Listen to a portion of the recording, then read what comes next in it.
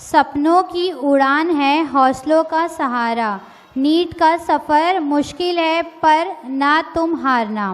Now to guide our aspiring students and share valuable insight about NEET and preparation, we are honored to have an expert guide will help us understand the roadmap to success in future. We request Nakhat ma'am, our NEET guidance, to come on stage. The journey to become a doctor becomes with the right guidance. कामयाबी की राह में थोड़ा वक्त लगेगा, लेकिन doctor बन के नाम तुम्हारा ही चमकेगा। जज़ाकल्लाह खैर मैम। अस्सलामु अलैकुम वरहमतुल्लाहि वबरकातुहू। मैं नखत फिरदौस, शाहीन ग्रुप ऑफ इंस्टीट्यूशन, अभी इकरा शाहीन से हूँ। कोई ख़ास लेक्चर देने नहीं आई हूँ आप लोगों को, चंद बातें इसलिए बताने आई हूँ क्योंकि नॉलेज अगर है तो हम लोग बच्चों के लिए सही करियर चुन सकते हैं।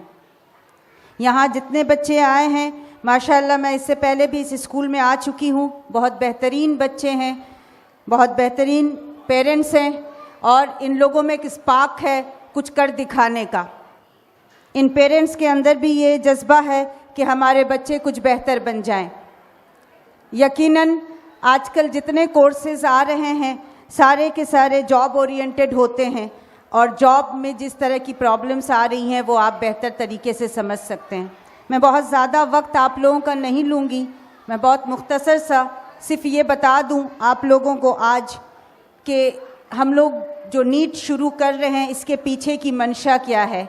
हम लोग चाहते थे कोई और भी वोकेशनल कोर्सेज़ शुरू कर सकते थे, हम लोग उसके लिए बच्चों को ट्रेनिंग दे सकते थे और बच्चों को एक जॉब ओरिएंटेड कोर्सेज़ में माहिर बना सकते थे। लेकिन शाहीन बिदर डॉक्टर अब्दुल कदीर सर ने 1987 में ही इसकी बुनियाद रख दी और वो चाहे कि हमारे बच्चे डॉक्टर्स बने। अव्वल तो ये डॉक्टर जो है प्रोफेशन एक ऐसा नोबल प्रोफेशन है जिसका मुकाबला नहीं हो सकता।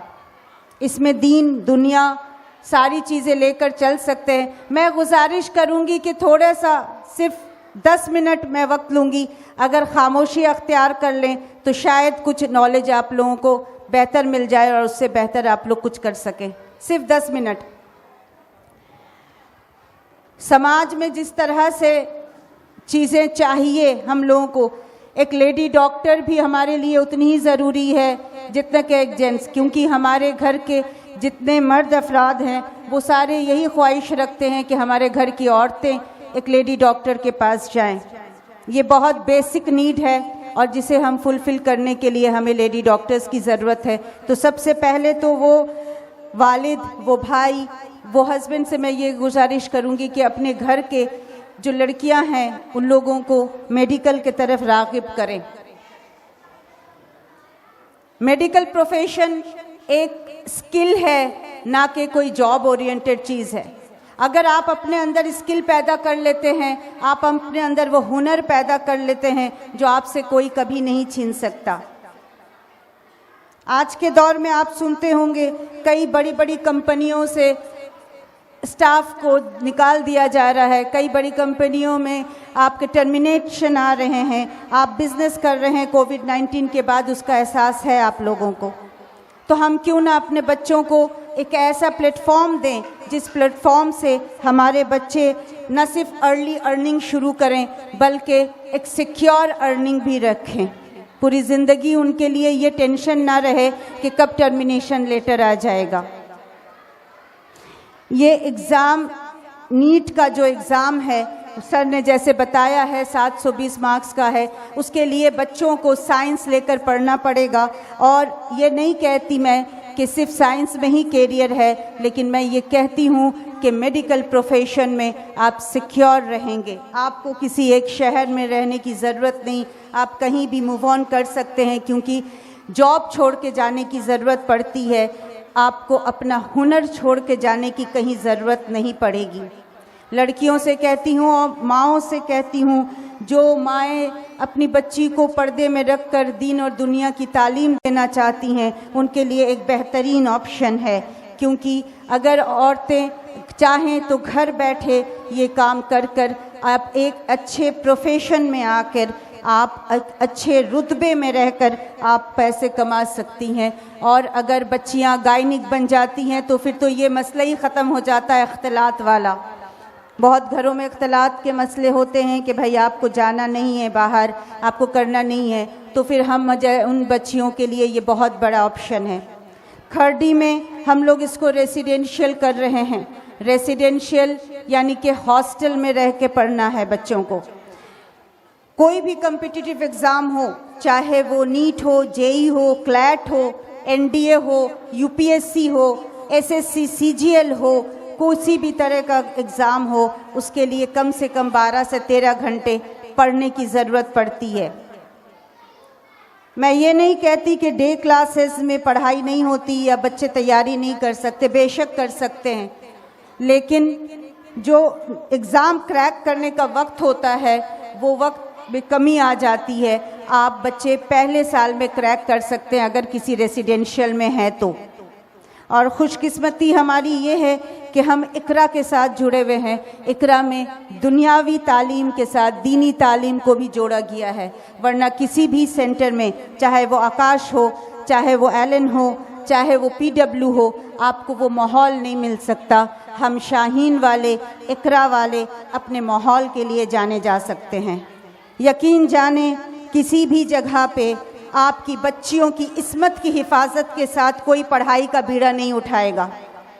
कोई पढ़ाई का बीड़ा नहीं उठाएगा कि आपकी बच्चियों की इस्मत की हिफाजत होगी, आपके बच्चे को सही राह दिखाई जाएगी, आपके बच्चे को दीन की तालीम दी जाएगी और साथ में आपके बच्चों को डॉक्टर बनाया जाएगा।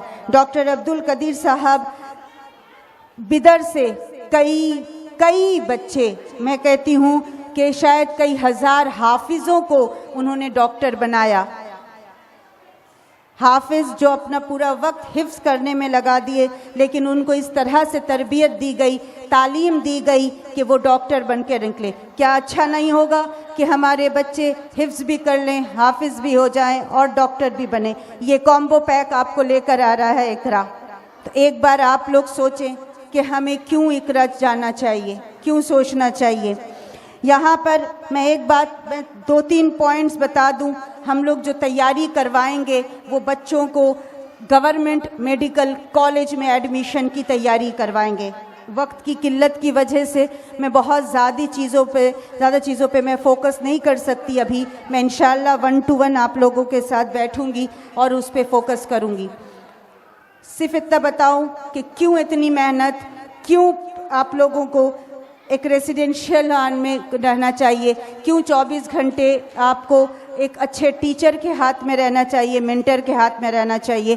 क्योंकि बच्चों को जीएमसी में जाना है और जीएमसी का कट ऑफ 720 में 650 होता है मिनिमम बॉम्बे में, और उसके लिए हमें 12-14 घंटे का वक्त लगता है। 4-4 घंटे का एक ये आता है। और जीएमसी क्यों जाना होता है? क्योंकि वहाँ इंटर्नशिप पेड होती है। कुछ पॉइंट्स को मोटी पॉइंट्स समझ लें। इंटर्नशिप मिलती है बच्चों को, 5 साल का मेडिकल कोर्स होता है, 1 साल का इंटर्नशिप होता है, और उस इंटर्नशिप को पेड इंटर्नशिप यानी कि पैसे मिलते हैं उसमें, यानी अर्ली अर्निंग शुरू हो जाती है। दूसरी चीज़, वहाँ पे आप लोगों को जो फोकस मिलता है, जो पढ़ाई मिलती है, जिस तरह से आप लोग वहाँ पे पढ़ के निकलेंगे तो आपको सिक्योर जॉब मिलेगी, वो प्राइवेट में नहीं मिल पाती है। दूसरी चीज़, फ़ीस बहुत कम हो जाती है क्योंकि वहाँ गवर्नमेंट कॉलेज है। तो आप अगर सेमी गवर्नमेंट में जाते हैं या प्राइवेट में जाते हैं तो फ़ीस काफ़ी ज़्यादा है। यहाँ पे अगर 50 से 80 हज़ार तक फ़ीस है तो वहाँ पे आप लोगों के 1,75,00,000 फ़ीस होती है 5 साल की प्राइवेट में। तो कोशिश करें बच्चों को अच्छे जगह से पढ़ाएं, मेहनत करें और इंशाअल्लाह गवर्नमेंट मेडिकल कॉलेज में जाएं। गवर्नमेंट हॉस्पिटल, गवर्नमेंट कॉलेजेस में, गवर्नमेंट हॉस्पिटलों में आपके बच्चों को इजीली जॉब मिल सकती है वहाँ पर, और बच्चे नए मशीनरीज़ पे काम कर सकते हैं। हमें सिर्फ बच्चों को कहीं एडमिशन नहीं करवा देना, सिर्फ कोर्स के नाम पे कि हमारा बच्चा MBBS कर रहा है कहीं भी एडमिशन हो जाए कोई मसला नहीं है। ये सोच गलत है। आप लोगों को पूरी ज़िंदगी के बारे में सोचना चाहिए और ये सोचना चाहिए कि ये कोर्स अगर हम करवा रहे हैं तो हमारे बच्चे की पूरी ज़िंदगी बेहतर हो, और पूरी ज़िंदगी जब बेहतर होनी है तो उसकी प्लानिंग हमें करनी होगी। जो माएँ, जो पेरेंट्स यहाँ बैठे हैं, जो बच्चे 8 के हैं, 9 के हैं, उन बच्चों के लिए मैं कहती हूँ कि आप लोग अभी से तैयारी शुरू कर दें। ये ना सोचें कि मेरा बच्चा क्लास 10 देगा उसके बाद हम तैयारी करवाएंगे, अभी बहुत वक्त है। नहीं, हमारा कंपटीशन बहुत तगड़ा है। यकीन जाने हम लोग ईद, बकरीद और बहुत सारे रमज़ान और बाकी सारी चीज़ों के एहतमाम बहुत बेहतर तरीके से करते हैं। बेहतर है, मैं नहीं कहती ना करें, लेकिन सबसे पहले अगर कुछ छोड़ते हैं तो वो है पढ़ाई। हम मुसलमान हैं, हमारे लिए ये कहा गया है कि आप मेहनत ज़्यादा करें। ईद के दिन 2 रकात नमाज का इजाफा होता है, ज़्यादा मज़ीद पढ़ना होता है। इसका ये मतलब है कि अगर खुशी भी है तो आपको आपका काम और ज़्यादा करना है, लेकिन हम सबसे पहले पढ़ाई छोड़ते हैं। तो हमारा कंपटीशन बहुत हाई है। अगर हम 8 से नहीं सोचने लगें, 9 में नहीं सोचने लगें कि बच्चे क्या बन सकते हैं, तो फिर हम लोगों के लिए बहुत मुश्किल हो जाएगा। तो आप लोग बेहतर है, वैसे मैं आप लोगों को एक इनविटेशन देती चलूं कि 24 दिसंबर को चैम्पियंस ग्राउंड में हमारा इनॉग्रल होने वाला है। इंशाअल्लाह हमारे डॉक्टर अब्दुल कदीर सर आएंगे और हमारे नीट इकरा की जर्नी का इनॉग्रेशन करेंगे। आप लोगों से दरख्वास्त है कि आप लोग सब वहाँ पर पहुँचे और इंशाअल्लाह बेहतर वहाँ और वक्त मिलेगा, क्योंकि यहाँ बच्चों के अभी और परफॉर्मेंस होने हैं तो उसका वेट कर रहे हैं हम लोग। तो वहाँ पे और भी वक्त आपको मिलेगा, वहाँ पे बेहतर तरीके चीज़ों को समझें। इंशाअल्लाह बाकी और सेशन हम लोग वो भी करेंगे। हम लोग कुछ दिनों के अंदर काउंसलिंग सेशन शुरू कर रहे हैं, उसमें 1-to-1 काउंसलिंग की जाएगी आप लोगों के साथ। और हम लोग ये कल जो एग्ज़ाम हुआ या 8 को जो एग्ज़ाम होने वाला है उसकी स्कॉलरशिप भी अनाउंस करने वाले हैं, उसमें भी बच्चों को बहुत अच्छी खासी स्कॉलरशिप दी जाएगी। कहते हैं कि जिनके रुतबे हैं सिवा, उनको सिवा मुश्किल है, यानी कि बहुत मेहनत करनी पड़ेगी, बहुत जद्दोजहद करनी होगी तो ही एक ऊंचे रुतबे पे हम लोग पहुंचेंगे। तू बचा बचा के न रख इसे, ये आईना है वो आईना, जो शिकस्ता हो तो हो अजीज़ तर निगाह आईना साज में। यानी अपने बच्चों को समझाएं कि मेहनत से ही हमें मंजिल मकसूद मिल सकती है, मेहनत के बगैर कुछ नहीं हो सकता। अगर बच्चे डिमोटिवेट हों, अगर बच्चे नहीं कुछ समझ सक रहे हैं, अगर बच्चे परेशान हों, तो उन्हें बताएं कि गिरते हैं सहसवार ही मैदान जंग में, वो तिफ़्ल क्या गिरे जो घुटनों के बल चले। आप लोगों से बढ़कर काउंसलर, आप लोगों से बढ़कर मोटिवेशनल स्पीकर आपके बच्चों के लिए कोई नहीं है, हम भी नहीं हो सकते। बच्चों को आप खुद को समझें, जब चाहें राब्ता करें मैडम से, हम लोग आके हम हाजिर हो जाएंगे, इंशाअल्लाह आप लोगों को बताएंगे। पहले ख़ुद को समझाएं, समझें चीज़ों को, फिर इंशाअल्लाह बच्चों को दें। इंशाअल्लाह मैं उम्मीद करूँगी कि आप लोग इस मुतालिक सोचेंगे, समझेंगे, चीज़ों को और मज़ीद जानने की ख्वाहिश रखेंगे, और हम लोग पूरी तौर पे आपके बच्चों के लिए, आपके लिए सपोर्टिव रहेंगे इंशाअल्लाह। जब भी ज़रूरत हो हम लोग हाजिर हैं, आप लोग बात कर सकते हैं और इरादा करें, क्योंकि याद रखें स्किल ही पैदा करने से हमारे बच्चे कामयाब होंगे, वरना AI रिप्लेस करने पे तुला हुआ है हमारे बच्चों को। जज़ाकल्लाहु खैरन कसीरा। इंशाअल्लाह फिर मुलाकात होगी। अल्लाह हाफ़िज़। अस्सलामु अलैकुम वरहमतुल्लाह। We surely thank our respected NEET guidance, Nakhat ma'am, for sharing such a valuable insight and guidance with us today. Your advice will surely help our students in their journey to their success, inshallah. I would like to hand over the mic to our host. माशाल्लाह, what a wonderful speech it was. हमें अदब सिखा दो या रब, हमें अखलाक सिखा दो या रब, स्कूल का नाम रोशन करना बस ये हिम्मत दे दो या रब। Now we are moving forward to next EPS recitation. I would like to call Aisha from 5th standard. Assalamu alaikum wa rahmatullahi wa barakatuhu. My name is Aisha Mohafiz Khatib.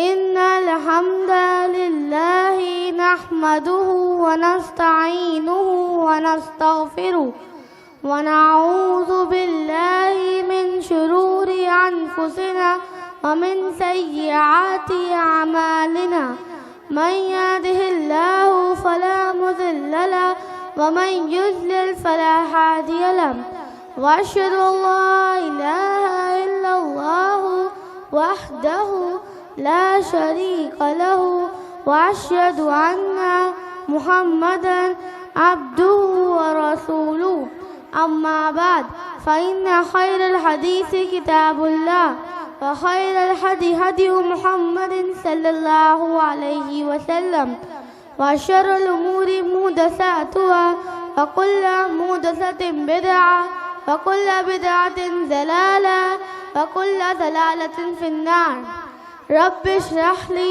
सदरी व यस्सिर ली अमरी वहलुल उक़दतम मिन लिसानी यफ़क़हू क़ौली। I welcome you all with Islamic greeting. Assalamu alaikum wa rahmatullahi wa barakatuhu. May peace, mercy and blessing of Allah subhanahu wa ta'ala be on all of you. The topic of my talk is Hamza bin Abdul Muttalib embraces Islam. Once Abu Jahl happened to pass by the Prophet sallallahu alaihi wasallam near Mount Safa. He began insulting the Prophet sallallahu alaihi wasallam and according to some sources hit him on the head with a stone and causing him to bleed. The Prophet sallallahu alaihi wasallam, ever patient, did not respond to Abu Jahl's harassment. A slave woman who belonged to Abdullah bin Jaddan witnessed the scene. Satisfied with himself, Abu Jahl went to the Kaaba and sat with a group of the men from the Quraysh. Shortly afterward, Hamza returned from hunting with his bow. A slave woman told him what had happened to his nephew. Abu Jahl, Hamza said, you beg of me, do you dare abuse my nephew? When I follow his religion, Hamza struck on Abu Jahl's head with his bow and made a gash. Men from Banu Makhzum, Abu Jahl's tribesmen, and Banu Hashim, Hamza's tribesmen, rose against each other until Abu Jahl ordered his relative to stay put, saying, let Abu Ammara Hamza go. I abuse his nephew unjustly. Hamza's sudden conversion was obviously the result of a strong sense of family honor. The Prophet ﷺ had been trying of 6 lonely, difficult years to spread the message of Allah. Hamza had not given it much thought until then. Soon, however, something began to grow in Hamza's heart. He realized that faith was taking root and he began to see that his love for Islam went beyond any kinship he had with Muhammad ﷺ. His faith would become so powerful, would be called Asadullah, the Lion of Allah. Wa akhiru da'wana alhamdulillahi rabbil alameen. Wassalamu alaikum wa rahmatullahi wa barakatuh. माशाअल्लाह, इल्म का नूर सबको रोशन करता है. The light of knowledge illuminates everyone. For next performance, I would like to call upon Fatima Ansari from 6th standard for a few words. Assalamu alaikum wa rahmatullahi wa barakatuh. Alhamdulillahi rabbil alameen wassalatu wassalam ala sayyidil mursalin wa ala alihi wa sahbihi ajmain amma ba'd. Faqala Allah ta'ala أعوذ بالله من الشيطان الرجيم بسم الله الرحمن الرحيم إن الذين يحبون أن تشيع الفاحشة في الذين آمنوا لهم عذاب أليم في الدنيا والآخرة والله يعلم وأنتم لا تعلمون. दीनी भाइयों और बहनों, TV आज के दौर में तकरीबन हर घर की दीनत समझे जाने लगी है और शायद ही कोई घर ऐसा हो जहां ये फितना मौजूद ना हो. बड़े बड़े नमाजी, मुत्तकी, परहेजगार लोग भी ना सिर्फ अपने घरों में टीवी रखते हैं बल्कि अहल व आयाल समेत आंखें फाड़ फाड़ कर देखते भी रहते हैं. हो सकता है कि टीवी के शौकीन हमारे कुछ भाइयों को हमारी ये बात नागवार गुजरे, मगर यह हकीकत है कि मौजूदा दौर में टीवी से घर और माशरा मजीद में ख़राबी और बिगाड़ की तरफ जा रहा है. हो सकता है कि टीवी के हक़ में कोई ये दलील दे कि उस पर इस्लामिक चैनल्स भी तो आते हैं, ताज़ा तरीन खबरें हमें इनके ज़रिए मौसूल होते हैं, लिहाजा टीमें गलत क्या है। मगर मेरा सवाल ये है कि कुरान करीम में तो शराब और जुए के बारे में भी कहा गया है, कुल फ़ीहिमा इस्मुन कबीर व मनाफ़िउ लिन्नास व इस्मुमा अकबर मिन नफ़इमा, यानी शराब और जुए में गुनाह भी है और लोगों के लिए फ़ायदा भी, लेकिन दोनों के गुनाह फ़ायदे से ज़्यादा बड़ा है। अब बताइए मेरे भाइयों और बहनों कि क्या शराब और जुआ भी जायज़ हो जाएगा? हरगिज़ नहीं। मुझे तस्लीम है कि टीवी से बहुत से फ़ायदे हैं, उस पर बहुत से दीनी प्रोग्राम आते हैं और ताज़ा तरीन खबरें मौसूल होते हैं, मगर सबके बावजूद उस पर ऐसे प्रोग्राम, फिल्म और सीरियल्स के ज़्यादा आते हैं जो हमारे जहन को, अखलाक को, दीन को और ईमान को बिगाड़ने का काम करते हैं। मेरे भाइयों और बहनों, अल्लाह के वास्ते होश में आए, इस टीवी पर लगाम लगाए। हमारे नबी सल्लल्लाहु अलैहि वसल्लम ने हुक्म दिया था कि हम अपनी नज़र को पस्त रखा करें, मगर टीवी ने आकर झुकी हुई नज़रों से शर्म हया छीन ली है। मेरे भाइयों और बहनों, कल तक जो हया मुनाजिर तन्हाई में भी कोई देखना गवार नहीं कर सकता था, आज उससे भी शर्मनाक सीन पूरे ख़ानदान और कुंबे के साथ देखा जा रहा है। लिहाजा मेरे भाइयों और बहनों, उठे और बुराई और बेहयाई को फ़रोग़ देने वाले उस टीवी पर लगाम लगाए, तभी हमारे माशरे की शर्म हया और माँ और बहनें महफूज रह सकती है। वाखिरु दावाना अल्हम्दुलिल्लाहि रब्बिल आलमीन। अस्सलामु अलैकुम व रहमतुल्लाहि व बरकातुहू। जज़ाकुमुल्लाहु खैर। Now we are ready for next segment of our event, the Hadith. I would like to invite Amash from Junior KG for his small little efforts. Assalamu alaikum warahmatullahi wabarakatuh. Senior KG. An Aisha radhiyallahu anha qalat Rasulullah sallallahu alaihi wasallam Allah kunni yuhibbu bil amri kulli. जज़ाकल्लाहु खैर। इल्म का नूर सबको रोशन करता है। Now I would like to invite Zakwan from first standard for his heart-touching words. नहमदुहु व नसल्ली अला रसूलिल करीम अम्मा बाद। अस्सलामु अलैकुम रहमतुल्लाहि व बरकातुहू। इस्मी ज़कवान अना उदरुनु फिल तफ़्फ़िल अव्वल उरीदु अन क़ियामकुम बिकलिमातिल हौलल मौसू अखलाकुल असल क़ाला रसूलुल्लाह सल्लल्लाहु अलैहि वसल्लम मा बि शैइन असलु फी बिलालिल मुमिनीन यौमल क़ियामा बिल खुलुक़िल हसन। Topic of my talk is on good manners. Our Prophet Muhammad sallallahu alaihi wasallam said, there is nothing heavier on believer scale on day of judgment than good character. As-suluku wal-asanu yadi an nakuna tayyibin nakulu min fadhalika shukran wa asif. ألا تفعلوا وجيدونا مهذبونا ولبتسيبونا دائما. Good behavior be kind and polite. We should say thank you and sorry. We must listen to all, help others and being very respectful. When we behave well and people like us and enjoy around us. अवाखिरु दावाना अल्हम्दुलिल्लाहि रब्बिल आलमीन। नूरे इल्म से रोशन है ये महफिल सारी, आज बच्चे सुनाएंगे हमारी दिलों की पुकारी। अल्फाज में है प्यार, सुर में है ईमान, दुआ सदा चमकती रहे ये हमारी पहचान। For beautiful nasheed and drama, I would like to call student of primary girls on stage.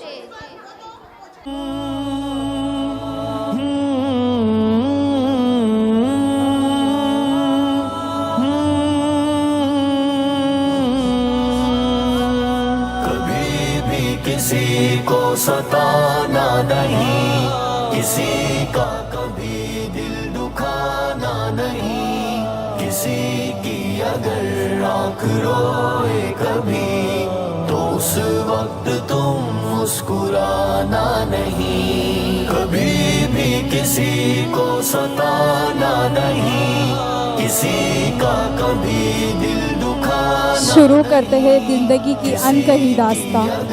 आँख रोए कभी तो उस वक्त तुम मुस्कुराना नहीं। किसी पर मुसीबत जो आए अगर कोई मदद से जी चुराना नहीं। मिटाए जो नफरत की तारीकियां वो उल्फत की शम्मा बुझाना नहीं। कभी भी किसी को सताना नहीं, किसी का कभी दिल दुखाना नहीं।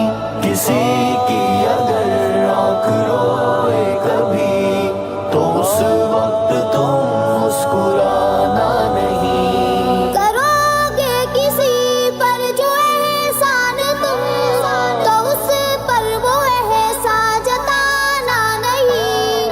करे तुम पे एहसान कोई अगर तो एहसान उसका भुलाना नहीं। कभी दोस्त मुखलिस मिले अगर तुझे उसे तुम कभी आजमाना नहीं। जो हालात होंगे मुखालिफ तेरे तो सर उनके आगे झुकाना नहीं। कभी भी किसी को सताना नहीं, किसी का कभी दिल दुखाना नहीं। किसी की अगर आँख रोए कभी तो उस वक्त तुम मुस्कुराना नहीं। कभी गम तेरे दिल पे दस्तक जो दे जिसे वो अपना मानती थी वो भी उसके अपने नहीं रहे। नहीं। तेरा गम ही जाजी न बांटेगा जो उसे हाल दिल तुम सुनाना नहीं। कभी भी किसी को सताना नहीं, किसी का कभी दिल दुखाना नहीं। किसी की अगर आँख रोए कभी तो उस वक्त तुम मुस्कुराना नहीं। कभी गम तेरे दिल पे दस्तक जो दे तो आँखों से आंसू बहाना नहीं। तेरा गम ही जाजी न बांटेगा जो उसे हाल दिल तुम सुनाना नहीं। कभी भी किसी को सताना नहीं, किसी का कभी दिल दुखाना नहीं। किसी की अगर आँख रोए कभी तो उस वक्त तुम मुस्कुराना नहीं। एक बुलबुल है कि महवे तरन्नुम अब तक, एक बुलबुल है कि महवे तरन्नुम अब तक। उसके सीने में है नगमों का तलातुम अब तक। कैद मौसम से तबीयत रही आज़ाद उसकी, कैद मौसम से रही तबीयत आज़ाद उसकी। काश गुलशन में कोई सुने फरियाद उसकी।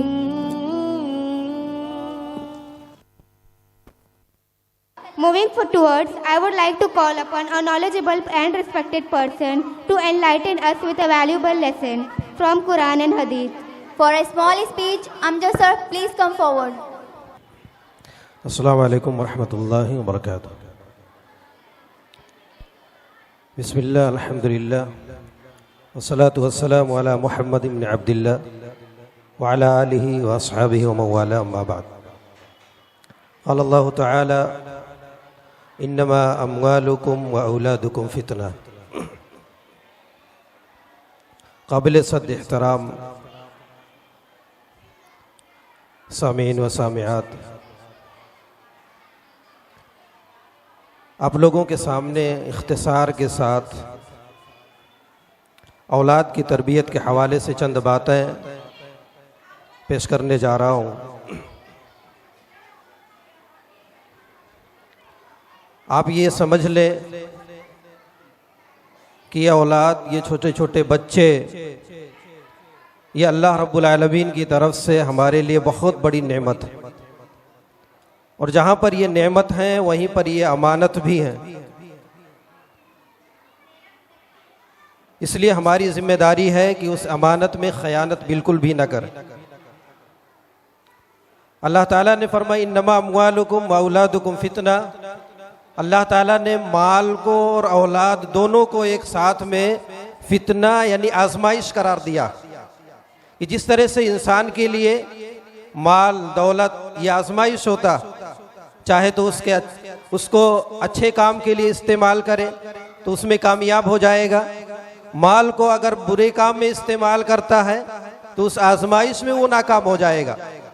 इसी तरह से औलाद भी है, अगर हम उनकी अच्छी तरबियत करेंगे, अच्छी तालीम देंगे तो यकीनन उनकी कामयाबी में हमारी कामयाबी है। तो गोया कि जो अल्लाह ताला ने फरमाया कि ये औलाद ये तुम्हारे लिए आजमाइश है, तो अगर हम अच्छे से तरबियत करेंगे, दीनी माहौल उनके लिए पैदा करेंगे, दीनदार बनाएंगे तो यकीनन उसमें हमारे लिए कामयाबी, वरना फिर नाकामी हमारा मुकद्दर बन जाएगी, दुनिया में भी और आखिरत में भी, हमारे लिए भी और हमारे बच्चों के लिए भी।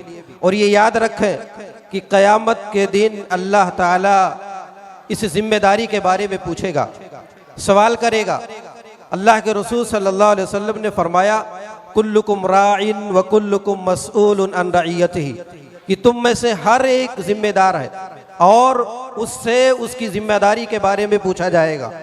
उसी हदीस में अल्लाह के रसूल ने आगे फरमाया वर्रजुलु राइन फी अहली बैतिही व हुवा मसऊलुन अन रइयतिही, कि एक आदमी अपने घर का जिम्मेदार है और क़यामत के दिन उससे उसकी जिम्मेदारी के बारे में पूछा जाएगा। उसके घर का, चाहे उसके बच्चे हों, चाहे उसकी बीवी हो, उसके घर वाले हों, कोई भी हो, क़यामत के दिन अल्लाह ताला सवाल करेगा। इसी तरह से आगे अल्लाह के रसूल ने यह भी फरमाया वल मरअतु राइयतुन फी बैति ज़ौजिहा व हिय मसऊलतुन अन रइयतिहा, कि एक औरत भी अपने शौहर के घर की जिम्मेदार है और क़यामत के दिन उससे उसकी जिम्मेदारी के बारे में पूछा जाएगा। तो कहने का मकसद यही है कि औलाद जो अल्लाह रब्बुल आलमीन ने बतौर नेमत हमें अता की है, इसका हम सही से इस्तेमाल करें, इनकी दीनी तालीम और तरबियत दें। बच्चों की तरबियत हम किस तरह से कर सकते हैं, चंद निकात की शक्ल में मैं आप लोगों के सामने पेश करता हूँ। सबसे पहला काम जो हमें करना है वो ये कि अपने घर को हम दीनी माहौल दें, अपने घर को हम दीनी माहौल दें।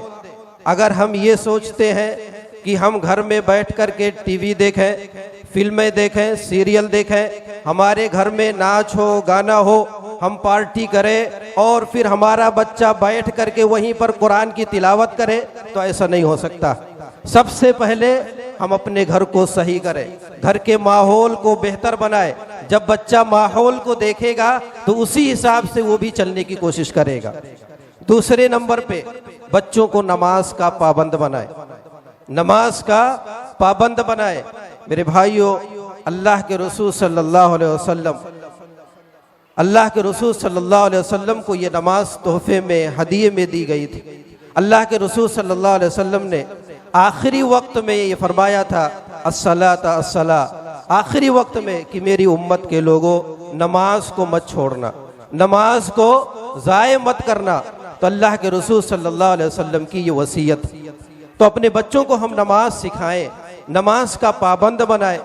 अल्लाह के रसूल सल्लल्लाहु अलैहि वसल्लम कि जिनको रहमतुल लिल आलमीन कहा गया, वमा अरसलनाका इल्ला रहमतल लिल आलमीन, सारे जहान के लिए अल्लाह के रसूल को रहमत बना करके भेजा। हम कहीं नहीं सुनेंगे कि अल्लाह के रसूल ने कभी किसी को मारने का हुक्म दिया हो, अल्लाह के रसूल ने कभी किसी को मारा हो, किसी को बुरा भला कहा हो। लेकिन जब नमाज का मसला आया तो अल्लाह के रसूल ने फरमाया कि जब बच्चे 7 साल के हो जाएं तो उन्हें नमाज पढ़ने का हुक्म दो, और जब 10 साल के हो जाएं नमाज नहीं पढ़ रहे हैं वज़रिबूहुम, उन्हें ज़र्ब लगाओ। अल्लाह के रसूल ने मारने का हुक्म दिया।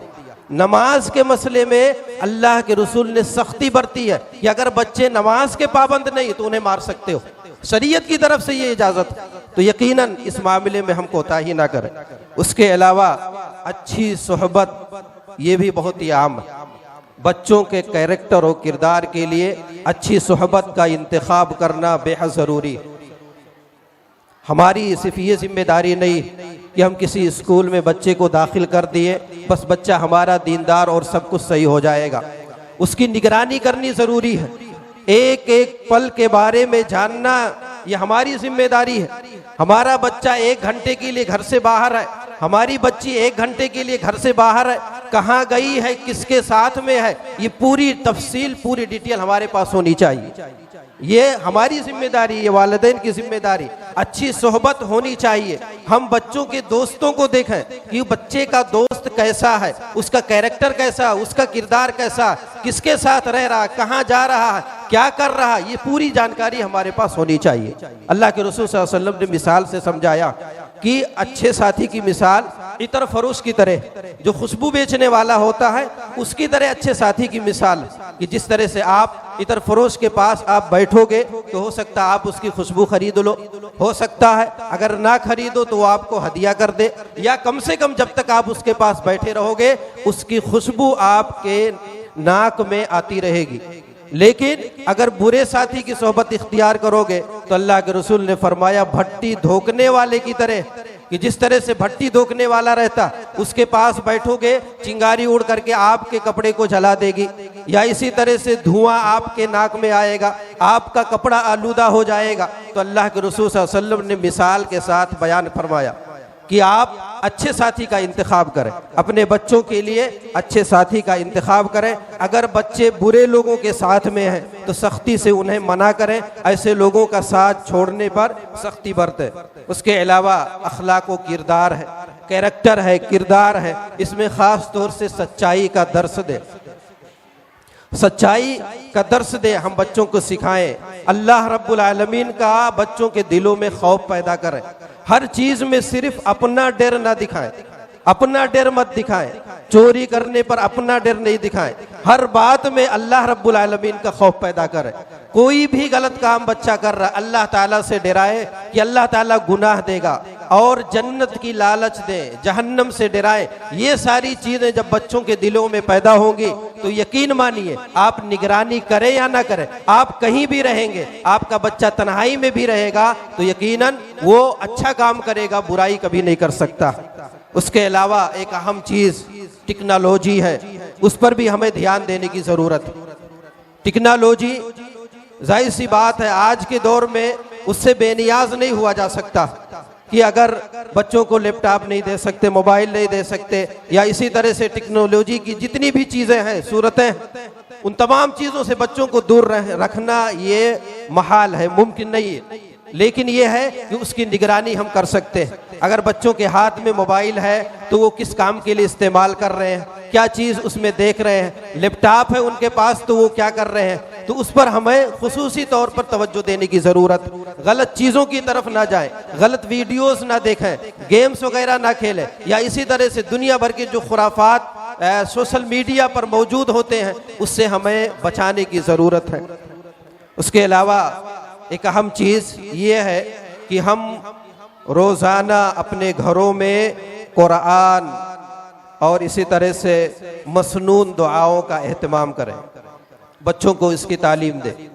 फजर में उठें, नमाज पढ़ें, बच्चों को भी उठाएं, उन्हें भी नमाज पढ़ने के लिए कहें। उसके बाद कुछ नहीं तो कम से कम कुछ आयतें ही कुरान की पढ़ने के लिए तलकीन करें, कि बैठ करके चाहे चंद आयतें ही पढ़ें, 1 सफ़ा पढ़ें, 2 सफ़ा कुरान की पढ़ें, लेकिन ज़रूर पढ़ें बच्चे घर में बैठ करके कुरान पढ़ें। और इसी तरह से जो नबी करीम सल्लल्लाहु अलैहि वसल्लम से दुआएं साबित हैं उन दुआओं का भी बच्चों को एहतमाम करना चाहिए। इसका सबसे बेहतर तरीका ये है कि स्कूलों में दुआ वगैरह सिखाया जाता है, रटा दिया जाता है, याद करा दिया जाता है, लेकिन अगर वो चीज़ प्रैक्टिकल नहीं होगी तो उसका कोई फ़ायदा हासिल होने वाला नहीं। प्रैक्टिकल होना चाहिए वो चीज़। इसका मतलब हम इसको इस तरह से कर सकते हैं कि जैसे बच्चे घर से निकल रहे हैं, अगर वो दुआ नहीं पढ़ रहे, घर से निकलने की दुआ नहीं पढ़ रहे, हम खुद से पढ़ लें, उनके सामने हम वो दुआ खुद से पढ़ लें, बिस्मिल्लाह तवक्कलतु अलल्लाह वला हौला वला कुव्वता इल्ला बिल्लाह। 1 मरतबा खुद से पढ़ेंगे, 2 मरतबा पढ़ेंगे, फिर उसके बाद बच्चे खुद ब खुद आदी हो जाएंगे, वो निकलेंगे तो फिर वो खुद ब खुद पढ़ने लग जाएंगे। इसी तरह से कोई भी काम कर रहे हैं, तो उसकी जो दुआ है उस दुआ को हम खुद से जब पढ़ेंगे तो बच्चे भी सुन करके याद करेंगे और पढ़ने लग जाएंगे, वरना सिर्फ रटा देने से इसका कोई फ़ायदा नहीं है। तो कुरान सिखाएं और इसी तरह से मसनून दुआओं की तालीम दें। उसके अलावा अच्छी आदतें सिखाएं, बुरी आदतों से अपने बच्चों को दूर रखें, ख़ास तौर से सफाई का ख्याल रखें, वक्त की पाबंदी करें, पूरा बच्चों का पूरे दिन का टाइम टेबल बना दें। हमारा बच्चा सुबह से लेकर के रात तक क्या करेगा, पूरा वक्त की पाबंदी के साथ उसका टाइम टेबल बना दें, उसके सामने पेश करें। उसके अलावा बड़ों की इज्जत करें, छोटों से प्यार करें। ये सारी चीज़ें बच्चों के दिलों में होनी चाहिए। ऐसा नहीं है कि कोई बड़ा अगर कभी समझाने लग जाए या कभी डांट दे तो बच्चा जो है उससे लड़ जाए कि आप कौन हो डांटने वाले, आपको हक किसने दिया है, मैं आज़ाद हूँ, मैं कुछ भी कर सकता हूँ। कम से कम इतना ऐसा मत रखे बना करके, बल्कि अगर कोई अच्छी नसीहत कर रहा है तो बच्चे उसको एक्सेप्ट कर ले, कबूल कर ले। इतना कम से कम तरबियत हमें बच्चों के अंदर देनी चाहिए। उसके अलावा दुआओं का एहतमाम करें, इससे लोग दूरी इख्तियार करते, इज्तिनाब करते। वालिदैन को चाहिए कि अपने औलाद के लिए दुआ करें, कसरत से दुआ करें। अल्लाह रब्बुल आलमीन वालिदैन की दुआ को औलाद के हक में सबसे ज़्यादा कबूल करता है। तो वालिदैन को चाहिए कि वह अपने औलाद के ताल्लुक से खूब दुआएं करें, उनकी कामयाबी के लिए, उनकी सेहत के लिए, उनकी तंदुरुस्ती के लिए, और आगे फ्यूचर में उनकी ज़िंदगी बेहतर हो। इन तमाम चीज़ों के लिए वालिदैन को चाहिए कि दुआ करें, मुसलसल दुआ करते रहें। उसके अलावा दीनी और दुनियावी तालीम में तवाज़ुन पैदा करें। जिस तरह से हम बच्चों को दुनियावी तालीम दे रहे हैं तो साथ ही साथ में ये भी ज़रूरी समझें कि बच्चे दीनी तालीम से भी आरास्ता हो। अगर सिर्फ दुनिया बना लिए और आखिरत को नहीं बना सके तो यकीन माने कि इसमें कोई कामयाबी नहीं। असल कामयाबी इसी में है कि बच्चे के दीन भी, दुनिया भी बने और आखिरत भी बने, इसी में बच्चे के लिए कामयाबी है।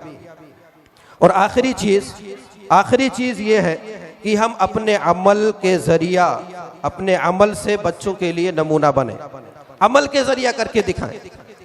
आप अगर ये सोचते हैं कि आप सुबह में सोए रहें, फजर में ना उठे और आपका बच्चा उठ करके जाए मस्जिद में नमाज पढ़े, कुरान की तिलावत करे, तो नहीं हो सकता ऐसा। आप ये सोचें कि बच्चों के सामने आप झूठ बोलें और फिर आपका बच्चा सच बोले, तो ऐसा नहीं हो सकता। पहले आपको प्रैक्टिकल करके दिखाना पड़ेगा।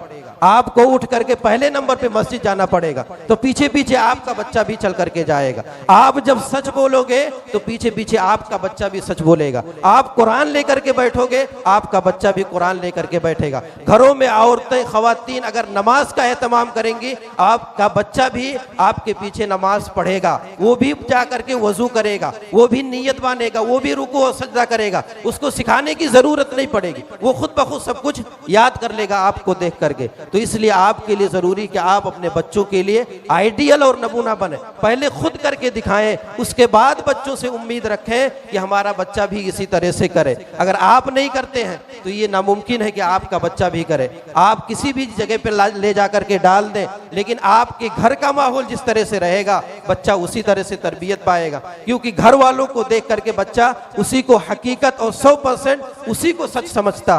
दूसरों को वो सच्चा नहीं समझेगा जितना वो अपने वालिदैन को सच्चा समझता है। इसलिए आप जो करोगे बच्चा उसी को बरहक और उसी को अच्छा जानेगा। तो ये कुछ चीज़ें थी जिस पर हमें अमल करने की ज़रूरत है। और याद रखें कि ये जो तरबियत है ये एक दिन, एक हफ्ता, एक महीना या एक साल की नहीं है, बल्कि ये कई सालों की मुसलसल जिद्दोजहद के बदले में ये नतीजा होना चाहिए। इस पर हमें कई सालों की मेहनत करने की ज़रूरत है। मुसलसल मेहनत करें, सब्र भी करना पड़ेगा, परेशानियां भी आएंगी, मुसीबतें भी आएंगी। इसमें एक ही काम बैक वक्त कई काम एक ही वक्त में आ जाएंगे, उस पर हमें सब्र करने की ज़रूरत है। उसके अलावा मुसलसल दुआ का एहतमाम करें। यकीनन जो लोग ऐसा करते हैं उनके बच्चे कामयाब होते हैं, सुरखरू होते हैं, दुनिया में भी और आखिरत में भी। और और जब उनके वालिदैन चले जाते हैं दुनिया से तो उनके औलाद अपने वालिदैन के लिए दुनिया में भी दुआएं देते हैं और उनके लिए खैर का काम करते हैं। और जो लोग अपने बच्चों को ऐसे ही छोड़कर चले जाते हैं तो यकीन मानिए वालिदैन के जाने के बाद बच्चे भी लापरवाह हो जाते हैं, अपने वालिदैन को कभी नहीं याद करते हैं। तो इसलिए कम से कम ये सारी चीज़ें जहन में रख करके अपने बच्चों की बेहतरीन तरबियत करें और दीनी तालीम दें और उस पर अमल कराने की भी कोशिश करें। अल्लाह ताला से दुआ है कि बारे इला हम तमाम लोगों को इसके करने की तौफीक अता फरमाए। आमीन। व आखिर दावाना अल्हम्दुलिल्लाहि रब्बिल आलमीन। अस्सलामु अलैकुम व रहमतुल्लाहि व बरकातुहू। Jazakallah khair sir for such an inspirational and heart-touching speech. And now to take the program forward, we request our respected teacher Anam Miss to kindly take the mic for new segments. Myself, Anam Sheikh, one of the assistant teacher, I would like to say you something.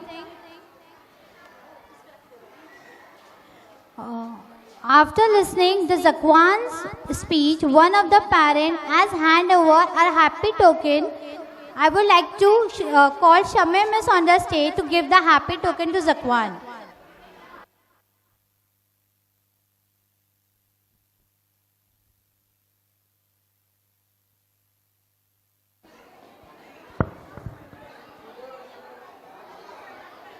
Assalamu alaikum wa rahmatullahi wa barakatuh. Respected parents, honorable management, dear teachers and our shining students. Today evening is special not because of light, not because of the decoration, but because of you, our parent, whose presence adds barakah to this gathering. In every child's success, there is a parent silence, hard work, their prayers, their sacrifice, their sleepless night. So parents are a gift from Allah, a doorway to Jannah and the greatest blessing after Iman. As the Prophet Muhammad sallallahu alaihi wasallam said, your Jannah lies under the feet of your mother and your father is the middle gate of Jannah. Today we honor that dedication through the Parent Appreciation Award, a small gesture from our school for your big contribution. I request Amjad Prasad to come on the stage and hand over the prize to the parents. With immense respect, we invite Sayyid Arish, parent or a father from Junior KG, on stage to receive the Parent Honor Award. I request Sayyid Arish, father. Jazakallahu khair. Then I request Nashra's father from 7th standard to come on stage and receive the Honorable Parent Award.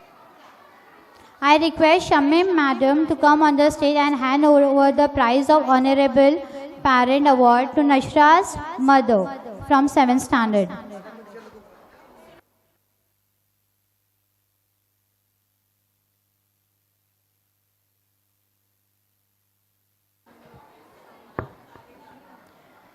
Parents की दुआ है ज़िंदगी की सबसे बड़ी कामयाबी होती है. The next appreciation award is hard working parents. For would I request Shami madam to be on the stage. The first prize is Khatib Myra's parent from senior KG. I request her mother, Khatib Myra's mother, to come on the stage.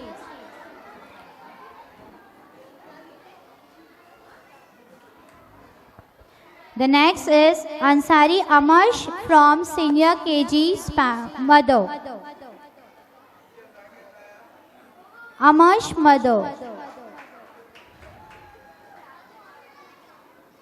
The next is Ansari Sidra from 4th standard, her mother. Sidra's mother from 4th standard. Sidra's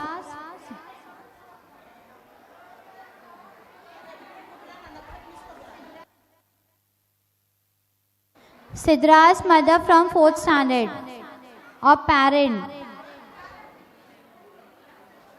The next is Khatti Miti Madia first from 1st standard, her mother. I request her mother to come on the stage.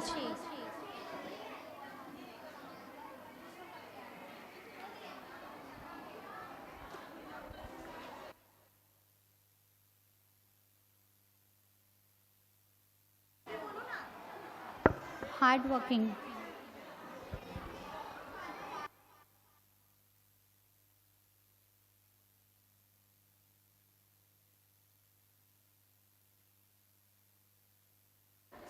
Jazakallah khair, Shamim madam. Next, we are proudly invite Mitkar Mehmuna's father from 2nd standard for becoming an consulting parent for our school. I request Amjad Ustad to come on the stage and hand over the prize to Mitkar Mehmuna's father.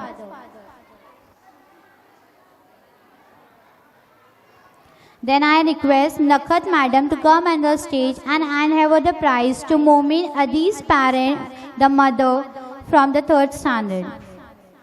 Momin Adi. Momin Adi's mother.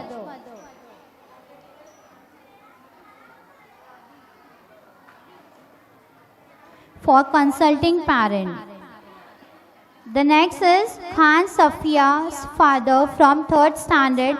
I again request Amjad Ustad to come on the stage.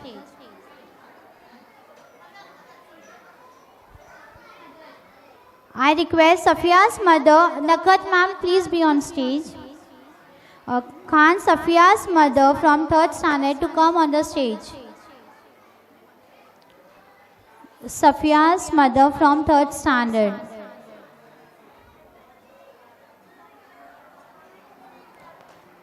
Jazakallah khair. For next appreciation for good advisor parent, I request Nakat madam to hand over the prize for Ansari Musa mothers from 3rd standard. Ansari Musa mother or a father. Musa's parents are here.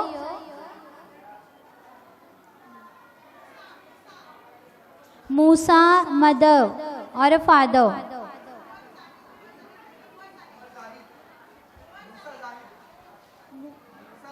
Musa Zahid mother.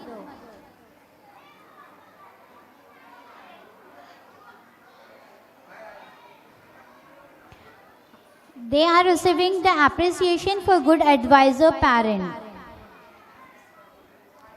The next is Mirza Umar from 4th standard.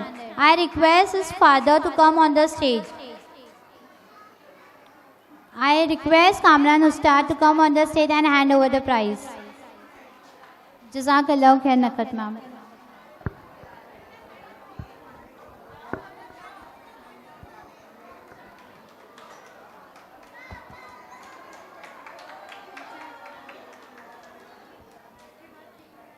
The next award is Cooperative Parents.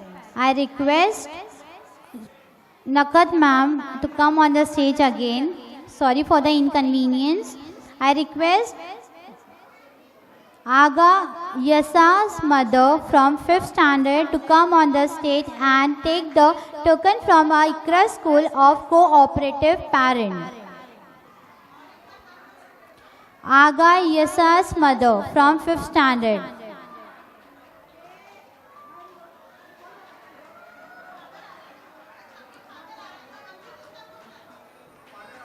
Okay, Yasa's mother is not here. I request his father to come on the stage and Amjad Ustad, please deliver a award to him. Aga Yasa's father receiving the award of Cooperative Parent.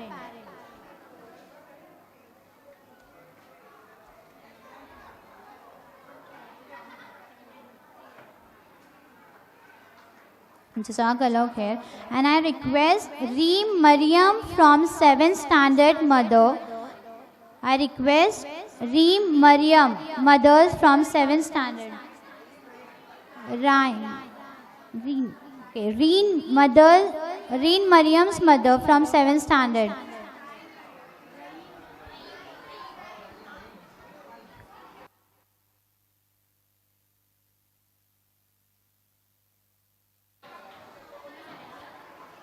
Her mother is receiving an award of Cooperative Parent.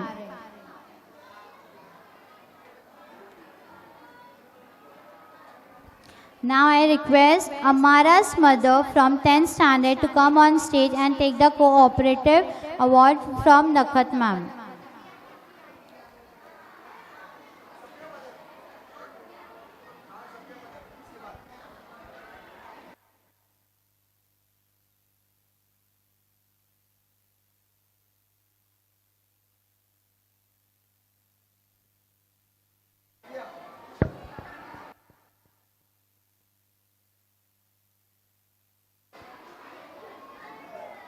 One of the award goes to consulting parent of our school, Khan Safia's mother from 3rd standard.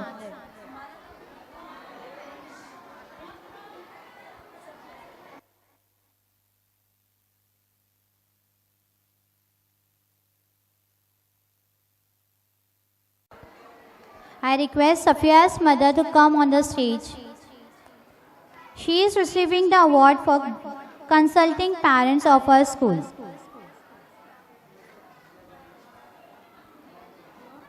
Now it's time to honor those student parents whose child show remarkable dedication and consistency, the students who gave their 100% in discipline, hard work and performance. With great pride, we call Ansari Aliza's mother from 9th standard on stage for making the children to receive 100% student award. Ansari Aliza's father from 9th standard, I request Amjad Ustad to come on the stage.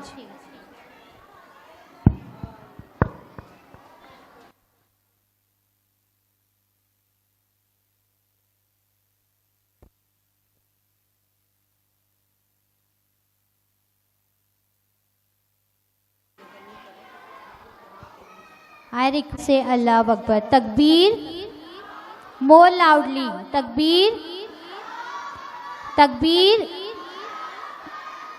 The next is for same 100% award from Khan Abdullah and Afreen from Junior KG. I request Khan Abdullah and Afreen's mother to come on the stage.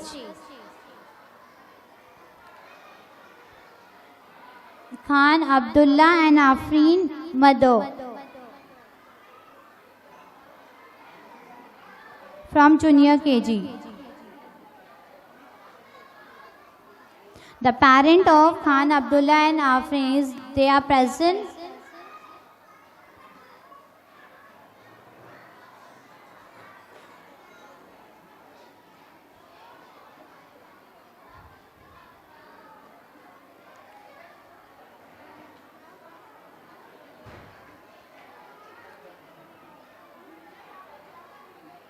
माँ बाप का प्यार ही सबसे बड़ा award है, बाकी तो बस किस्मत का एक खेल है. For the next award I request Monisa miss to come on the stage for hand over the next parent award. जज़ाकल्लाह खैर नकत ma'am. We now invite Khan Mohammad Sheria's mother from 3rd standard to receive the award for the child who maintained excellence, cleanliness, discipline and hygiene throughout at the year. I request Khan Mohammad Sheria's mother.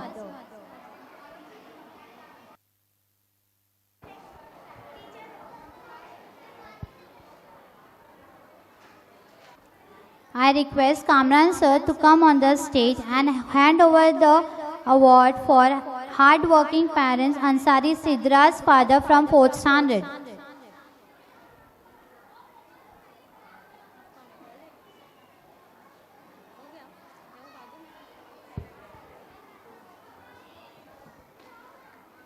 Congratulations to all awardees. I dedicate this award to my parents, जिन्हें मैं कैसे शुक्रिया करूं, वो मेरी हर सफलता की वजह है. Respected parents, thank you for your precious time. We trust at constant support. Your encouragement motivates us to work harder, dream bigger, and build a better future together. Jazakallahu khair, dear parents, for being a part of our school family. Now I would like to hand over the mic to our next anchors who will continue the program with more exciting segments. With Allah. Now we come to a special program of Azan. I would like to call Isa from 9th standard. Allahu Akbar, Allahu Akbar, Allahu Akbar, Allahu Akbar. Ashhadu an la ilaha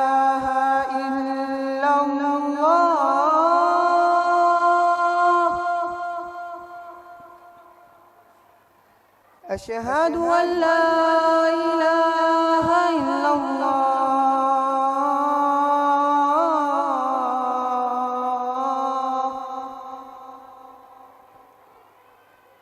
أشهد أن رسول الله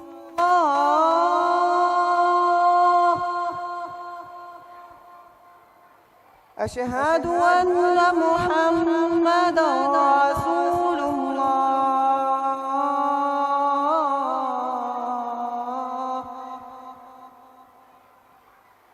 حي على الصلاة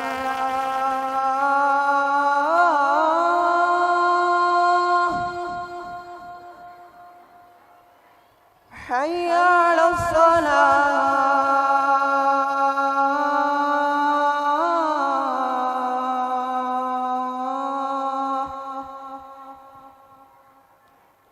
حي على الفلاح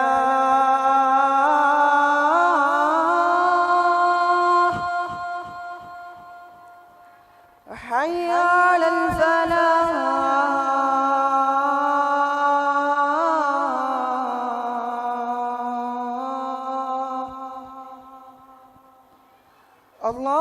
الله أكبر